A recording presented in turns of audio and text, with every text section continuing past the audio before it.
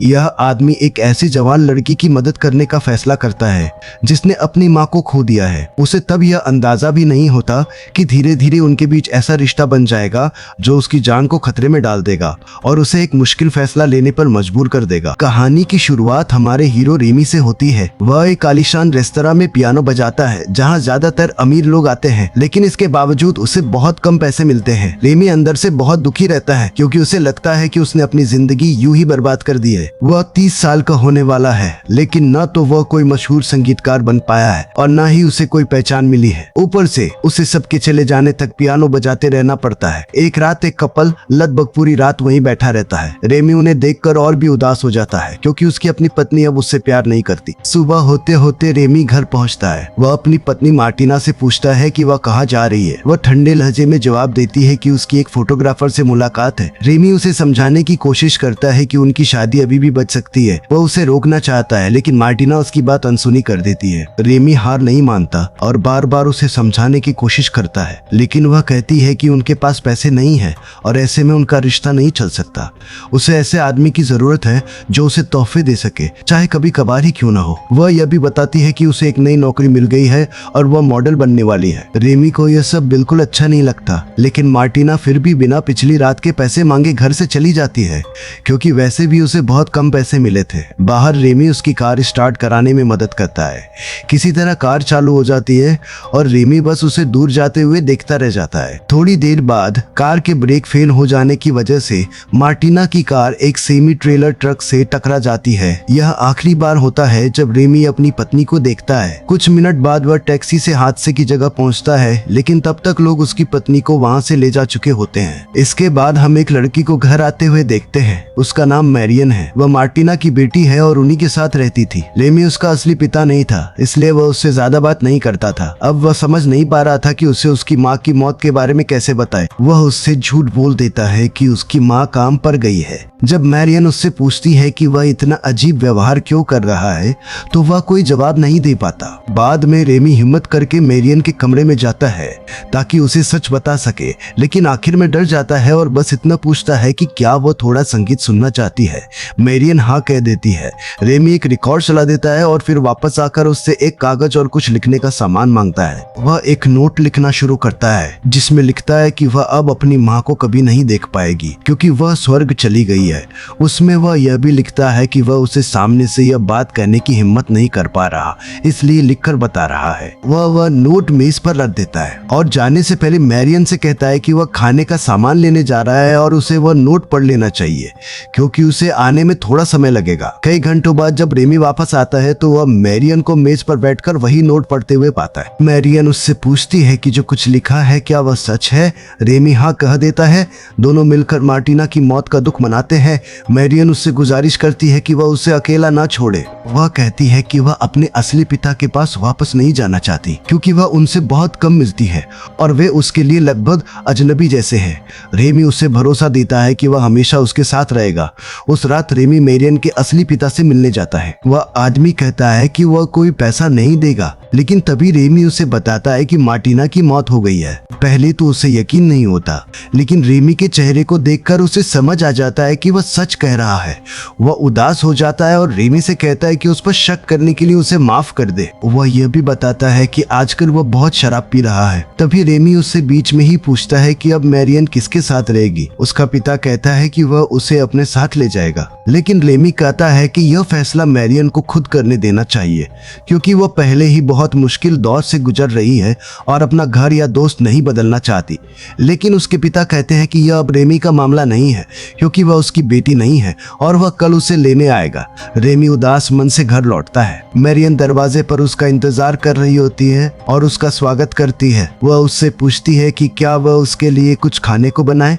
Ramie मना कर देता है और कहता है कि उसे भूख नहीं है। उसकी उदासी देखकर मैरियन उसे गले लगा लेती है और कहती है कि उसे वह जगह बहुत पसंद है जहां वह रहती है और वह उसे कभी छोड़ना नहीं चाहती। उस रात दोनों सो नहीं पाते और मार्टिना को याद करके रोते रहते हैं। अगले दिन मैरियन के पिता उसे लेने आ जाते हैं। घर के अंदर रेमी उससे पूछता है कि वह मैरियन के लिए खाना कैसे बनाएगा। उसके पिता ने इस बारे में पहले नहीं सोचा था, इसलिए वह कहता है कि वह उसकी देखभाल के लिए किसी को रख लेगा। कुछ घंटों बाद मैरियन घर आती है और रेमी से नाराज हो जाती है क्योंकि उसने उसके साथ रहने का वादा किया था और अब उसके पिता उसे लेने आ गए हैं। जाते समय रेमी उसके पिता से कहता है कि वे मैरियन को उसकी दवा देना न भूले।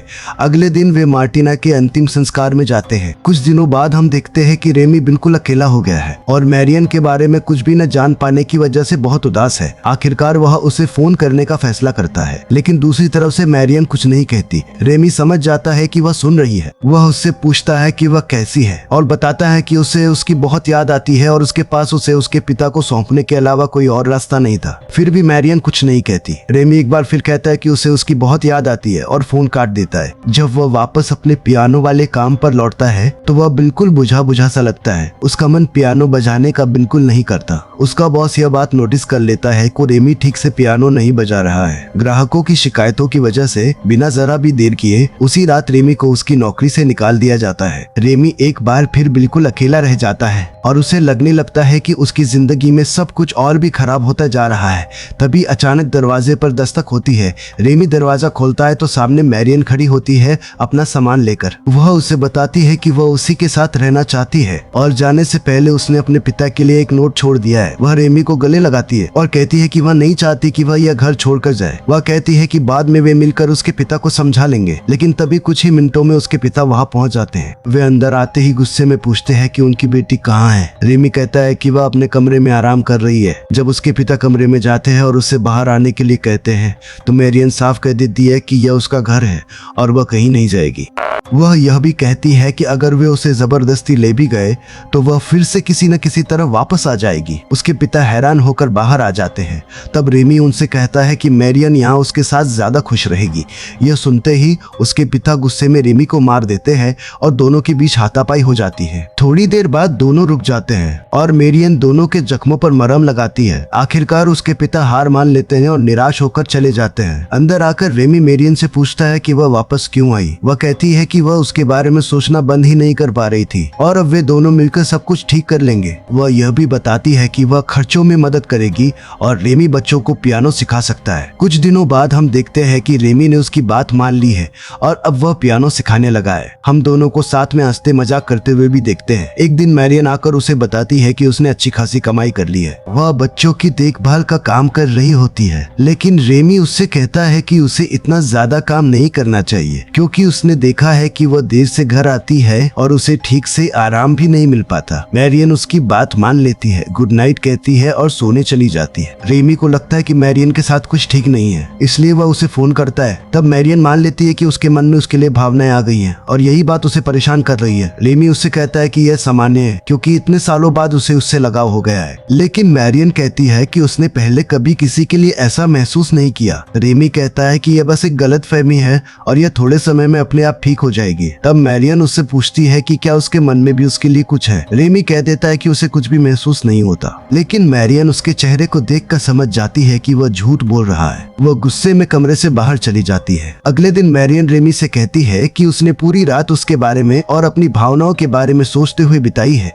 वो कहती है कि वह अपना पूरा जीवन उसके साथ बिताना चाहती है। रेमी बस इतना कहता है कि उसके लिए ऐसा महसूस करना ठीक नहीं है और उसे अपना मन शांत रखना चाहिए। अगले दिन रेमी अपने दोस्त के साथ संगीत बजाने चला जाता है, लेकिन उसी रात जब वह घर लौटता है तो वह मैरियन को अपने कमरे में पाता है। वह थोड़ा असहज हो जाता है और कहता है कि वह लिविंग रूम में सोएगा। इस पर मैरियन नाराज होकर पूछती है कि वह उसे अलग नजर से क्यों नहीं देख सकता। रेमी उसके पास जाता है और कहता है कि वह इन सब बातों को लेकर बेकार की कल्पनाएं न करे। वह उससे पूछता है कि वह इस रिश्ते से क्या चाहती है। मैरियन कहती है कि उसे खुद भी ठीक से नहीं पता। फिर वह सीधे उससे कहती है कि वे दोनों एक दूसरे से मिल सकते हैं। यह सुनकर रेमी घबरा जाता है और थोड़ा गुस्सा भी हो जाता है। वह साफ कह देता है कि ऐसा कभी नहीं होगा। मैरियन उससे कहती है कि वह इस बारे में कम से कम एक बार सोच कर तो देखे, लेकिन रेमी कहता है कि उसे इसमें कोई दिलचस्पी नहीं है। वह यह भी कहता है कि अगर होती भी तो वह उससे इस तरह बात नहीं कर पाता। उस रात रेमी बैठक में ही सो जाता है। बाद में हम देखते हैं कि मैरियन रेमी के बारे में सोचना बंद ही नहीं कर पा रही है। एक रात वह जाकर उसके बगल में लेट जाती है, लेकिन कहती है कि जब तक वह खुद नहीं चाहेगा वह कुछ नहीं करेगी। रेमी थोड़ा दूर हो जाता है और उसे सख्ती से अपने कमरे में वापस जाने को कहता है, लेकिन मैरियन कहती है कि वह इस नए एहसास को उसी के साथ जीना चाहती है। वह बताती है कि वह पहले भी रात में चुपचाप उसकी और उसकी माँ मार्टिना की बातें सुनती थी, इसलिए वह खुद को इसके लिए तैयार मानती है। वह सीधे उससे चुंबन मांगती है। रेमी गुस्से में कहता है कि अब उसे अपने कमरे में वापस जाना चाहिए। मैरियन भी गुस्से में कहती है कि वही उसकी जिंदगी में एकमात्र इंसान है। वह कहती है कि वह अपनी पूरी जिंदगी दांव पर लगाने को तैयार है और अगर रेमी ने उसका प्यार ठुकरा दिया तो वह उसके लिए कुछ भी कर सकती है। कुछ दिनों बाद हम देखते हैं कि मैरियन के पिता ने उसे क्रिसमस पर मिलने के लिए बुलाया है। रेमी उसे स्टेशन तक छोड़ने जाता है। ताने से पहले मैरियन उससे कहती है कि वह उससे मिलना चाहती थी, लेकिन जब वह संभव नहीं है तो कम से कम उसे एक चुंबन दे दे। रेमी मान जाता है। अगले दिन हम देखते हैं कि रेमी किराया नहीं दे पाया है और मकान मालिक उसे घर से निकाल देता है। उसका दोस्त उसका सामान समेटने में उसकी मदद करता है। उसका एक और दोस्त उसे तब तक अपने साथ रहने का ऑफर देता है जब तक उसकी हालत थोड़ी ठीक नहीं हो जाती। कुछ दिनों बाद सब लोग क्रिसमस डिनर पर होते हैं और मैरियन रेमी को फोन करती है। वह पूछती है कि वह ठीक है या नहीं। रेमी कहता है कि वह ठीक नहीं है क्योंकि उसे उसकी बहुत याद आ रही है। मैरियन कहती है कि वह भी उसे बहुत मिस कर रही है। रेमी उससे कहता है कि वह उसे यह दिखाएगा। रेमी अपने दोस्त की कार लेकर मैरियन को लेने चला जाता है। वह उसे फोन करता है। मैरियन बालकनी में आकर उसे देखती है, फिर नीचे आती है और उसे चूम लेती है। रेमी उसे किसी कॉफी शॉप में ले जाना चाहता था, लेकिन मैरियन कहती है कि होटल ज्यादा ठीक रहेगा क्योंकि वह उसके साथ थोड़ा वक्त बिताना चाहती है। जब वे वहां पहुंचते हैं तो रेमी बहुत घबराया हुआ होता है। दोनों थोड़ी देर बातें करते हैं और मैरियन उसे कुछ पैसे दे देती है ताकि उसके पिता को शक न हो कि वह इतनी देर कहाँ थी। वह थोड़ी देर बाद घर वापस चली जाती है और तय होता है कि वह बाद में फिर रेमी से मिलेगी। उसी रात मैरियन रेमी के कमरे में जाती है और उसे गहरी नींद में सोता हुआ पाती है। वह अपने कपड़े एक तरफ रख देती है। तभी रेमी की नींद खुल जाती है और दोनों अपने जज्बातों में बह जाते हैं। उसके बाद घर लौटकर अपराध बोध से भरा हुआ रेमी अपनी दिवंगत पत्नी से माफी मांगता है। वह उससे कहता है कि उसका सामना मैरियन से हुआ और अपनी कमजोरी के लिए उससे माफी मांगता है। कुछ दिनों बाद हम देखते हैं कि रेमी मैरियन को स्टेशन से लेने जाता है और उसे उनके नए घर ले आता है जो एक सुनसान सा मकान होता है। वहाँ वह उसे उसका कमरा दिखाता है। उसी दोपहर रेमी उससे बात करता है और उससे गुजारिश करता है कि उनके बीच जो कुछ भी हुआ वह उसे भूल जाए। मैरियन मान जाती है क्योंकि वह वैसे भी हमेशा उसके साथ रहना चाहती थी। रेमी उससे यह भी कहता है कि उसकी जिंदगी अब भी सामान्य तरीके से चलनी चाहिए। वह चाहता है कि उसके दोस्त हों, शायद कोई बॉयफ्रेंड भी। लेकिन मैरियन को यह बात बिल्कुल अच्छी नहीं लगती। उसे लगता है कि उसे ठुकरा दिया गया है और वह अंदर से बहुत आहत हो जाती है। इसी वजह से वह रेमी से नाराज रहने लगती है। कुछ समय बाद हम देखते हैं कि रेमी फिर से पियानो बजाने लगा है और उसकी हालत थोड़ी बेहतर हो जाती है। लेकिन एक रात जब वह घर लौटता है तो देखता है कि मैरियन बहुत सारे अनजान दोस्तों को घर ले आई है सिर्फ उसे चिढ़ाने के लिए। रेमी बिना कुछ कहे वहाँ से निकल जाता है और अपने कमरे में चला जाता है। कमरे की हालत देखकर उसे और भी गुस्सा आता है, इसलिए वह अपने दोस्त के घर जाकर थोड़ी देर खेलने का सोचता है। लेकिन उसका दोस्त बहुत थका हुआ होता है, इसलिए वह सोने का बहाना बनाकर वापस घर आ जाता है। जब वह लौटता है तो ड्राइववे में उसे एक मोटरसाइकिल खड़ी दिखती है और एक लड़का वहां से निकलता हुआ मिलता है। वह उस लड़के को नजरअंदाज करके मैरियन को ढूंढने जाता है, लेकिन फिर उसे समझ आ जाता है कि उसके और उस अजनबी के बीच क्या हुआ होगा, इसलिए वह चुपचाप आराम करने का फैसला करता है। सुबह मैरियन उसे गुड मॉर्निंग कहती है। जब रेमी ऊपर जाता है और कमरे की हालत देखता है तो उसे सब कुछ साफ समझ आ जाता है कि रात में क्या हुआ था। मैरियन इसके लिए रेमी को ही दोष देती है और कहती है कि उसी ने तो उसे बॉयफ्रेंड बनाने के लिए कहा था। रेमी मान लेता है और कहता है कि वो जो चाहे कर सकती है क्योंकि यह उसकी जिंदगी है। उससे में मैरियन कहती है कि वह हमेशा उसी की रहेगी, लेकिन रेमी चुपचाप वहां से चला जाता है। कुछ समय बाद हम देखते हैं कि रेमी को मैरियन की एक दोस्त की बर्थडे पार्टी में पियानो बजाने के लिए बुलाया जाता है। वहाँ मेहमानों में से एक जानबूझकर तेज म्यूजिक चला देता है ताकि कोई रेमी को ना सुने। फिर भी रेमी पियानो बजाता रहता है क्योंकि सब लोग नाचना चाहते हैं। उस लड़की की माँ रेमी से माफी मांगती है। रेमी कहता है कि कोई बात नहीं, वह समझता है कि जवान लोग कैसे होते हैं। वह महिला रेमी को डिनर पर रुकने के लिए कहती है, लेकिन रेमी मना कर देता है और कहता है कि उसे जाना है। जाने से पहले वो मैरियन को वही छोड़ देता है ताकि वह थोड़ा और मजे कर सके। वह उस लड़की की माँ से कहता है कि वह मैरियन का ध्यान रखे और उसे बहुत देर से घर न भेजे। लेकिन अगली सुबह मैरियन एक लड़के की कार में आती है। रेमी पूरी रात सो नहीं पाया था और बस उसे आते हुए देखता रहता है। मैरियन उससे पूछती है कि क्या वह उसके देर से आने पर नाराज है। रेमी कहता है कि नहीं, वह नाराज नहीं है। नाश्ते के वक्त रेमी उसकी कमर में हाथ डालकर कहता है कि वह हीरो बनने से थक गया है। मैरियन कहती है कि वह उससे प्यार करती है और उसका सारा दर्द दूर कर देगी। तभी हम देखते हैं कि मैरियन के पिता उसे लेने आ जाते हैं। रेमी बाहर जाता है और उन्हें देखकर चौंक जाता है।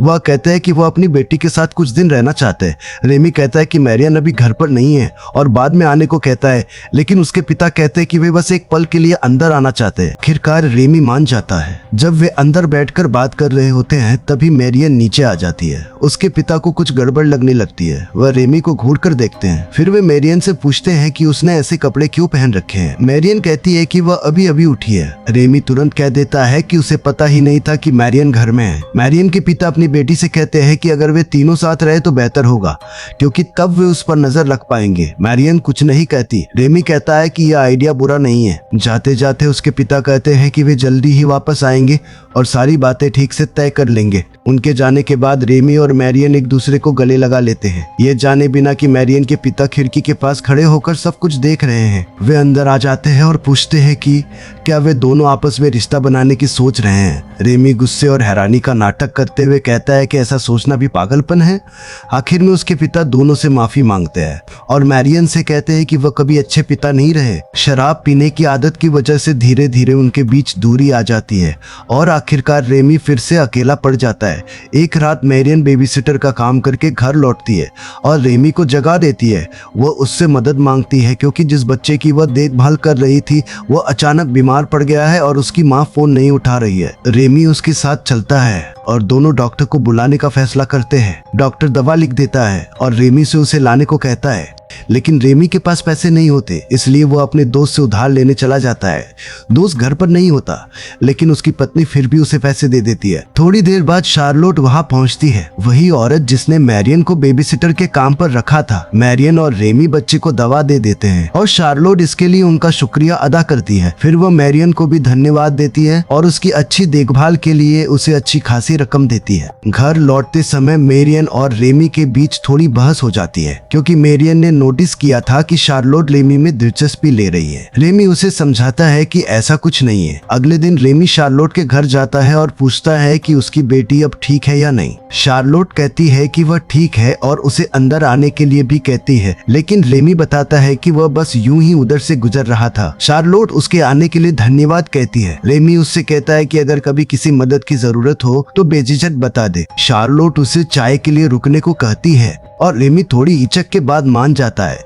दोनों कुछ देर बातें करते हैं और शार्लोट बताती है कि उसे संगीत बहुत पसंद है। उस रात रेमी घर आता है और मैरियन से कहता है कि वह उससे बहुत प्यार करता है। थोड़ी देर बाद मैरियन उससे पूछती है कि क्या वह शार्लोट के घर गया था। रेमी कहता है कि हाँ और बताता है कि अपनी उम्र के किसी इंसान से बात करके उसे थोड़ा सुरक्षित सा महसूस होता है, लेकिन वह साफ कह देता है कि उसके और शार्लोट के बीच कुछ भी नहीं हुआ। मैरियन उससे कहती है कि एक दिन वह भी उसी की तरह हो जाएगी, तब वह उसके साथ भी वैसे ही सुरक्षित महसूस करेगा। वह रोते हुए कहती है कि वह चाहती है कि रेमी खुश रहे और उसका अपना एक परिवार हो। कुछ दिनों बाद हम देखते हैं कि रेमी और मैरियन शार्लोट को पियानो बजाते हुए सुन रहे हैं। जाते वक्त रेमी कहता है कि वह हमेशा के लिए संगीत छोड़ रहा है और मैरियन से कहता है कि वह किसी को यह न बताए कि वह कभी संगीतकार था। मैरियन मान जाती है, लेकिन जाने से पहले वह रेमी को एक सुनसान जगह पर ले जाती है और कहती है कि वह जानती है कि रेमी अंदर से बहुत दुखी है और अब उन्हें अलग हो जाना चाहिए। वह कहती है कि वह उसके लिए कोई और अच्छा साथी ढूंढने की कोशिश करेगी। वह यह भी कहती है कि उसे लगता है कि शार्लोट के साथ रेमी ज्यादा खुश रहेगा, लेकिन फिर भी वह समय समय पर उससे मिलने आती रहेगी। उसी शाम हम देखते हैं कि रेमी और शार्लोट साथ में खाना खा रहे होते हैं। तभी मैरियन अपने पिता के साथ वहां आ जाती है। हैरान होकर उसके पिता पूछते हैं कि वह यहाँ क्या कर रही है, लेकिन मैरियन कोई जवाब नहीं देती और उल्टा पूछती है कि क्या वह कुछ पीना चाहेंगे। थोड़ी देर बाद उसके पिता कहते हैं कि उन्हें साथ रहना चाहिए और मैरियन उन्हें गले लगा लेती है। रेमी शार्लोट के साथ डिनर के बाद घर लौटता है, लेकिन जब वह देखता है कि मैरियन वहां नहीं है तो वह वापस शार्लोट के पास दौड़ जाता है। शार्लोट उसका इंतजार कर रही होती है। वह उससे कहती है कि अब उसका दिल धीरे धीरे ठीक हो जाएगा। तभी शार्लोट की बेटी आती है और दोनों को साथ देखकर खड़ी रह जाती है। यहीं पर इस कहानी का सार खत्म होता है।